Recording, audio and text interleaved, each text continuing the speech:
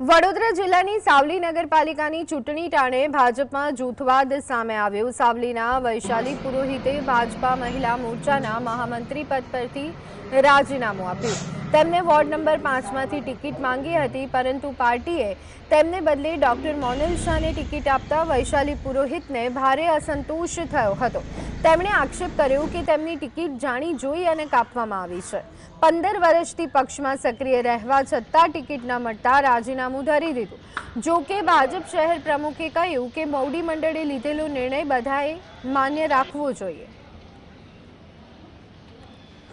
મોવડી મંડળે જે નક્કી કર્યું એ પ્રમાણે ટિકિટો ફાળવાતી હોય છે અને દરેક કાર્યકર્તાઓએ, દરેક ઈચ્છુક ઉમેદવારોએ એને માન્ય રાખવાનો હોય છે એમાં, અને એમને જે દુઃખ થયું છે એમની સાથે અમારી લાગણી જોડાયેલી છે અને આગળ પરિવાર આખો ભારતીય જનતા પાર્ટીનો એક છે અને એક રહેશે।